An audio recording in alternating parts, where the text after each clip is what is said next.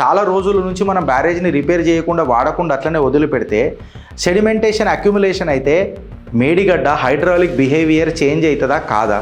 టెక్నికల్గా మనకు రిస్క్ ఉంటుంది, ఫైనాన్షియల్గా కూడా రిస్క్ ఉంటుంది. కాళేశ్వరం వల్ల గ్రౌండ్ వాటర్ పెరిగినున్నాయి మనకు.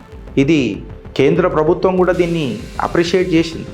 ఇప్పుడు గ్రౌండ్ వాటర్ స్ట్రెస్ లెవెల్కి వెళ్ళిపోతుంది. తెలంగాణకు కంప్లీట్గా అగ్రికల్చర్ సైకిల్ లాస్ అవుతున్నది. మేడిగడ్డ అనేది ఫ్రెండ్స్ కాళేశ్వరానికి ఒక ఎంట్రీ గేట్. మేడిగడ్డ లేకపోతే అన్నారం లేకపోయి, సుందిల లేకపోయి, గ్రౌండ్ వాటర్ స్ట్రెస్ అయింది. మళ్ళీ బోర్వెల్ల మీద ఆధారపడాల్సి వస్తుంది రైతు. ఎండిపోయి గేట్లన్నీ తుప్పు పట్టాయా? తుప్పు పట్టిన గేట్లు ఎన్ని రోజులు ఉంటాయి ఫ్రెండ్స్? నువ్వు మేడిగడ్డ రిపేర్ చేయకపోవడం వల్ల హైడ్రాలిక్ రిస్క్ పెరిగింది, నీ అగ్రికల్చర్ అన్సర్టనిటీ పెరిగింది. ఇన్ఫ్యాక్ట్ చెప్పాలంటే రాష్ట్రానికి అగ్రేరియన్ ఎకానమీ కూడా లాస్ అయింది. కాంగ్రెస్ కేవలం నీళ్ళ నాపలే, ఒక ఎకనామిక్ సర్కులేషన్ నాపింది ఫ్రెండ్స్. ఇవాళ ఇది వాస్తవం. డేంజర్గా మేడిగడ్డ బ్యారేజ్కి చాలా డ్యామేజ్ జరిగింది, రిపేర్ చేయాల్సిందే. కేటగిరీ 1 జోన్లో అత్యంత ప్రమాదకర స్థితిలో బ్యారేజ్ పరిస్థితి. లోక్సభలో కేంద్ర ప్రభుత్వం వెల్లడి. గత ప్రభుత్వం ఎంతో గొప్పగా చెప్పుకున్న కాళేశ్వరం ప్రాజెక్టు మేడిగడ్డ బ్యారేజ్ అత్యంత డేంజర్ జోన్లో ఉందని కేంద్ర ప్రభుత్వం తెలిపింది. ఈ బ్యారేజ్ పటిష్టత డొల్లని తేల్చి చెప్పింది. దేశంలోని అత్యంత ప్రమాదకర జాబితాలో ఉన్న డ్యామ్స్ లిస్టులో మేడిగడ్డే మొదటి స్థానంలో ఉందని పార్లమెంట్లో కేంద్ర మంత్రి వెల్లడించింది. దేశంలో సెస్ఫైడ్ డ్యామ్స్ జాబితాలో ప్రాజెక్టు పటిష్టత, డ్రిప్ నిధులపై ఏపీ ఎంపీలు బైరెడ్డి శబరి, జి లక్ష్మీనారాయణ అడిగిన ప్రశ్నకు గురువారం కేంద్ర జలశక్తి శాఖ సహాయ మంత్రి రాజ్భూషణ్ చౌదరి ఈ మేరకు సమాధానమిచ్చారు. ఈ పోస్ట్ మాన్సూన్ స్టడీలో ఈ విషయం వెల్లడైందని చెప్పారు. నేను ఇది కారులో వచ్చేటప్పుడు చదువుకుంటూ వచ్చిన. మేడిగడ్డ పంచాయతీ అనేది ఒక 4 అంశాలలో మనం డిఫైన్ చేయొచ్చు. ఎట్లా అంటే, ఒకటి డిలే, ఇంకొకటి ఏం రకంగా ఇంపాక్ట్ చేస్తుంది, ఏ రకంగా రిస్క్ ఉంటుంది, దీని తర్వాత కాన్సిక్వెన్సెస్ ఏముంటాయి. అగర్ డిలే మనం తీసుకొని చూస్తే మేడిగడ్డ నాన్ ఆపరేషనల్ అయింది అని అంటే ఇక అది రిపేర్ అవ్వడు చాలా కష్టము, రీహాబిలిటేషన్ డిలేస్ వల్ల చాలా ప్రాబ్లం అవుతుంది ప్రొలాంగ్ డిలే చేస్తే అని చెప్పి చెప్తారు. దాని పైర్స్ మీద ఇంకా మన ఇదేమంటారు ఆప్రాన్ మీద స్ట్రక్చరల్ డ్యామేజ్ అయింది అని చెప్పి ఇది చాలా రోజుల క్రితమే మనము ఐడెంటిఫై చేసినాం. టెక్నికల్ ఇన్స్పెక్షన్స్, ఎక్స్పర్ట్ కమిటీ ఇవన్నీ కూడా కంప్లీట్ అయిపోయినాయి. కాకపోతే ఇంతవరకు కూడా ఫుల్ స్కేల్ రిపేర్ అనేది స్టార్ట్ కాలే. మళ్ళా నెక్స్ట్ డిసెంబర్కేమో కథనాల ప్రకారం నెక్స్ట్ డిసెంబర్కేమో ఆ పనులు మొదలవుతాయి అని చెప్పి చెప్తున్నారు. సో నెక్స్ట్ డిసెంబర్కి ఆ పనులు మొదలవుతున్నాయి అని అంటే ఇంపాక్ట్ ఏ రకంగా ఉంటుందో చూస్తాం. ఇంపాక్ట్ ఏ రకంగా ఉంటుందంటే ఫ్రెండ్స్, గోదావరి ఫ్లడ్ వాటర్ ఏదైతే ఉంటుందో స్టోరేజ్ అది జరగదు ఖచ్చితంగా. అంటే రెగ్యులేషన్ అట్ మేడిగడ్డ అనేది కంప్లీట్గా స్టాప్ అయిపోయింది కదా ఇప్పుడు వాటర్ది. నెక్స్ట్ ఏందని అంటే, నీకు నీళ్ళే రాకపోతే నువ్వు వాటర్ లిఫ్టింగ్ ఏడికేం చేస్తావు? ప్రీవియస్ సీజను సంకనాకిపోయి ఇప్పుడు వచ్చే సీజన్ కూడా ఖచ్చితంగా సంకనాకిపోతుంది. Next irrigation supply to Kaleshwaram ఏదైతే ఉంటుంది చూడ, ఆ ఆయకట్టు కంప్లీట్గా అది కూడా డిస్రప్ట్ అయిపోయింది కంప్లీట్గా. డ్రింకింగ్ వాటర్ కూడా డిస్రప్ట్ అయింది, అన్సర్టనిటీకి ఫేస్ అవుతున్నది. ఇండస్ట్రియల్ వాటర్ అలొకేషన్కి కూడా ప్రాబ్లం అవుతున్నది. ఇది అయిపోయిందా? ఇది కాగలే. ఇప్పుడు రిస్క్ ఫ్యాక్టర్ ఏముంటుంది గిరీష్ అని చెప్పి మాట్లాడితే, దీన్ని ఇట్లనే మనం ఆ పర్రలను వదిలిపెడితే అది వల్నరబుల్ కాదా? స్ట్రక్చరల్ వల్నరబిలిటీ పెరగదా? నేను ఒక మాట అడుగుతున్నా. అంటే సెడిమెంటేషన్ అక్యుములేషన్ కూడా జరుగుతుంది. చాలా రోజుల నుంచి మనం బ్యారేజ్ని రిపేర్ చేయకుండా వాడకుండా అట్లనే వదిలిపెడితే సెడిమెంటేషన్ అక్యుములేషన్ అయితే మేడిగడ్డ హైడ్రాలిక్ బిహేవియర్ చేంజ్ అవుతుందా కాదా? మీ కమెంట్ రూపంలో చెప్పు ఫ్రెండ్స్ నాకు. ఇప్పుడు పైర్స్ల మీద ప్రెషర్ ఇంబ్యాలెన్స్ కూడా అవుతుంది ఇది రిపేర్ చేయకపోతే. కండిషన్ ఇంకా వరస్ట్ అవుతుంది. ఎక్స్ట్రీమ్ వెదర్కి పర్రెలన్నీ ఎక్స్పోజ్ అవుతూ ఉంటే నెక్స్ట్ రిపేర్ను ఏ రకంగా చేస్తావు అని చెప్పి నేను మాట్లాడుతున్నా. టెక్నికల్గా మనకు రిస్క్ ఉంటుంది, ఫైనాన్షియల్గా కూడా రిస్క్ ఉంటుంది. అగర్ కాన్సిక్వెన్స్కి ఇట్లా మనం తీసుకొని చూస్తే అగ్రికల్చర్ ఇంకా ఎకానమీకి ఏం రకంగా ఉంటుంది అని అంటే, ఆల్రెడీ క్రాప్ లాసెస్ అవుతున్నాయి, అన్సర్టనెడ్గా అవుతున్నాయి, సీజనల్ ప్లానింగ్ జరుగుతలేదు రైతులకు. ఇంకా దరిద్రం దండయాత్ర ఏందనంటే, కాళేశ్వరం వల్ల గ్రౌండ్ వాటర్ పెరిగినున్నాయి మనకు. ఇది కేంద్ర ప్రభుత్వం కూడా దీన్ని అప్రిషియేట్ చేసింది. ఇప్పుడు గ్రౌండ్ వాటర్ స్ట్రెస్ లెవెల్కి వెళ్ళిపోతుంది. ఇప్పుడు నువ్వు పంపులు వాడతలేవు, పెద్ద పెద్ద బాహుబలి మోటార్లు ఉన్నాయి. అంత క్యాపిటల్ కాస్ట్ అనేది అండర్ యూటిలైజ్డ్ ఉన్నది. దాని వాడితేనే కదా ఏదైనా రిటర్న్ ఆఫ్ ఇన్వెస్ట్మెంట్ అనేది ఒకటి ఉంటుంది. పబ్లిక్ కాన్ఫిడెన్సు ఇన్వెస్ట్మెంట్ అనేది పాతాల లోకానికి తొక్కి పడేసిండ్రు. ఇది అగ్రికల్చర్ ఇంకా ఎకానమీ సైడ్ చెప్తున్నా. సిస్టమ్ గవర్నెన్స్ గిట్లా తీసుకొని ఉంటే తెలంగాణకు కంప్లీట్గా అగ్రికల్చర్ సైకిల్ లాస్ అవుతున్నది. కాళేశ్వరం లిఫ్ట్ సీక్వెన్స్ అనేది ఎఫెక్ట్ అవుతున్నది. ఇప్పుడు ఇది పేపర్లలో వచ్చిన కథనం.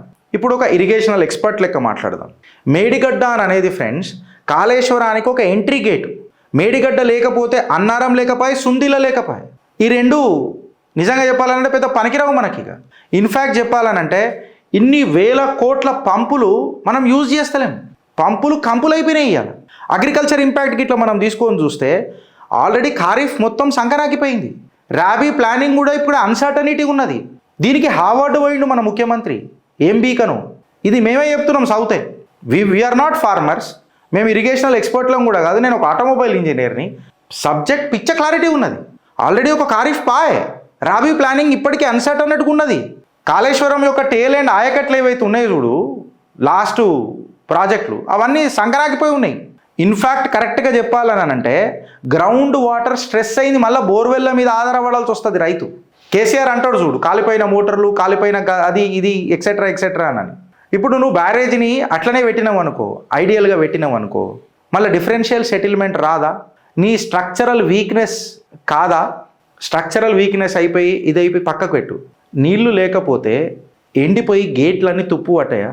తుప్పు పట్టిన గేట్లు ఎన్ని రోజులు ఉంటాయి ఫ్రెండ్స్?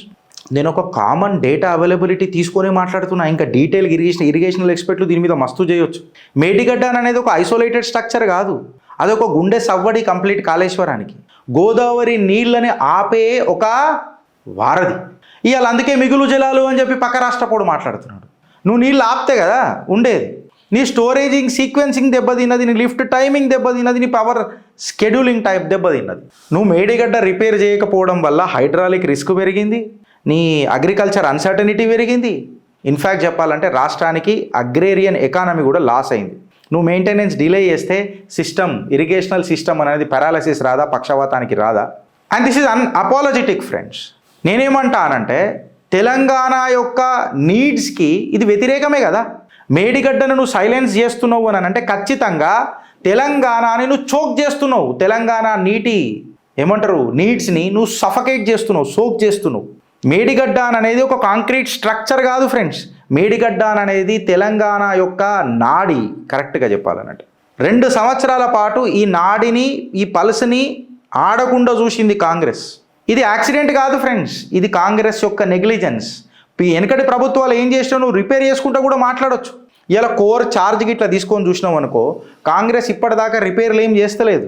తెలంగాణ యొక్క వాటర్ ఫ్యూచర్ని గండి కొడుతున్నది ఫ్రెండ్స్. ఇవాళ రైతులకు ఏదైనా ప్రామిస్ చేసినా, ఏదైనా మాట్లాడదామా అని అంటే కంప్లీట్గా అన్సర్టనిటీ ఉన్నది. రూరల్ తెలంగాణలో వాటర్ యొక్క సెక్యూరిటీ అనేది లేదు కంప్లీట్గా. ఇవాళ పబ్లిక్ ఎప్పుడైతే ట్రాన్స్పరెన్సీ అడుగుతాం చూడు, ప్రభుత్వాలు సైలెంట్గా ఉన్నాయి, కాంగ్రెస్ ప్రభుత్వాలు. మళ్ళీ ఇది గవర్నెన్సా? ఇది కంప్లీట్గా అడ్మినిస్ట్రేటివ్ కొలాప్స్ కాదా ఫ్రెండ్స్? నేను ఇవాళ అడుగుతున్నా. మేడిగడ్డ ఐడియల్ పెట్టడం అని అంటే తెలంగాణ యొక్క agrarian economy are to that matter Telangana యొక్క మన ఖజానాకు బ్లీడ్ చేసుడే కదా. ఎంత డిలే చేస్తే అంత పంచాయతీ అవుతుంటుంది.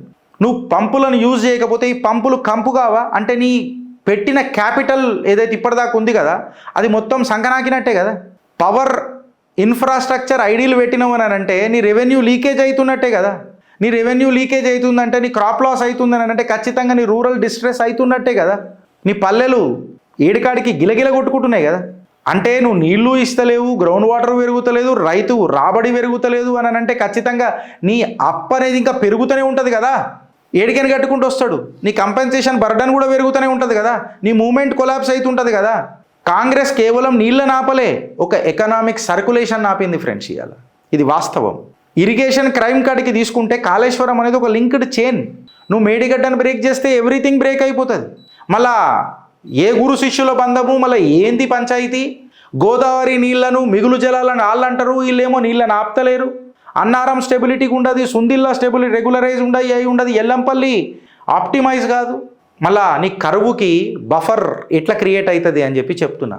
ఇది ఒక క్రిమినల్ నెగ్లెక్ట్ కాదా అని చెప్పి నేను అడుగుతున్నా. మేడిగడ్డను అన్రిపేర్ చేస్తే పబ్లిక్ ట్రస్ట్ వీకేనే కదా మెగా ప్రాజెక్టుల మీద. అరే ఇట్లాంటి పెద్ద ప్రాజెక్టులు అంతా కమిషన్లకే ఉంటుంది రాబాయ్ అని చెప్పి చెప్తారు కదా. మళ్ళీ కాంగ్రెస్ ఏం చేస్తుంది? నువ్వు కొత్త ప్రాజెక్ట్ కడతా అంటున్నావు, సంతోషమే కాదని అంటలేను. 9 ఏటి దగ్గరికి పోతానంటున్నావు, మళ్ళీ దాన్ని లింక్ చేస్తానంటున్నావు. దానికి ఏం ఛాలెంజెస్ ఉన్నాయో కూడా చిత్రగుప్తులోనే మేము మాట్లాడినాం. పోయి మా చూసుకోపోండి ఒకసారి. బట్ ఉన్నదాన్ని నువ్వు కాపాడతావా కాపాడవా? సుమారు 80 నుంచి 1,00,000 కోట్ల దాకా ఖర్చు అయిందని మీరే మాట్లాడతారు కదా. అంటే ఇప్పుడు రైతులంతా నీళ్ళ మీద ఆధారపడకుండా ఇక వర్షాల మీదనే పత్తలాడాలి. ఇక వర్షం పడుతుందా పడదా అని మూడు ముక్కలు ఆడతాం కదా. ఈ కాంగ్రెస్ ఏం చేస్తుందిరా? అరవింద సమేతలో ఒక డైలాగ్ ఉంటుంది చూడు, ఆకు తింటావా ఆకు, ఆకు కావాలా ఆకు పోక దీను పోక ఇదే ఉన్నది మాది ఆకుపోకల పంచాయతీ ఈ కాంగ్రెస్ వచ్చినప్పటి నుంచి. ఏదైతే వాటర్ రిచ్ స్టేట్ ఉండే చూడు తెలంగాణ, ఇవాళ మళ్ళీ అదే పాత పరిస్థితికి తీసుకొచ్చిరు కదా, గ్రౌండ్ వాటర్ని కొలాప్స్ చేసిరు కదా. ఇప్పుడు నీ గ్రౌండ్ వాటర్ వాయే, నీకు ఖరీఫ్ వాయే, వచ్చే సీజన్ ఏమవుతుందో తెలియకపోతే నీ క్రాప్ ఇన్సూరెన్స్ మీద లోడ్ పడదా, ఎక్స్ప్లోడ్ కాదా, రైతులు ఇబ్బందికరంగా పడరా, వాళ్ళకు పెద్ద డిస్ట్రెస్కి గురిగారా, రాష్ట్రం యొక్క ఖజానాకు ఫిజికల్ స్ట్రెస్ అనేది డెవలప్ కాదా. మళ్ళీ ఇది హైజీనేనా, కాంగ్రెస్కి ఇవన్నీ ఏమైనా సోయి ఉందా అని చెప్పి మాట్లాడుతున్నా. మేడిగడ్డ అనేది కేవలం ఒక కాంక్రీట్ ఫెయిల్యూర్ కాదు ఫ్రెండ్స్, ఇది పొలిటికల్ ఫెయిల్యూర్ అని చెప్పి మాట్లాడుతున్నా అట్ దిస్ స్టేజ్. రాజకీయాలు తర్వాత మాట్లాడుకుందాం బ్రదర్, ఫస్ట్ అయితే నువ్వు రిపేర్ చేయ కదా, చేసిన దాని మీద మాట్లాడు కదా. నువ్వు రిపేర్ చేసుకుంటూ కూడా విమర్శ చేయొచ్చు కదా. నువ్వు తెలంగాణ ప్రజల యొక్క నాడిని, తెలంగాణ ప్రజల యొక్క ఏమంటారు అనుభవాన్ని అరాచకం చేస్తుంది ఎవర్రా నాయన అని అంటే ఇలా కాంగ్రెస్ హీన చరిత్ర. వాస్తవం కదా ఫ్రెండ్స్, ఇది చెప్తుంది. ఇక మీరు ఆలోచిస్తారా లేదా అనుభవిస్తారా, ఇక అది మీ ఇష్టం.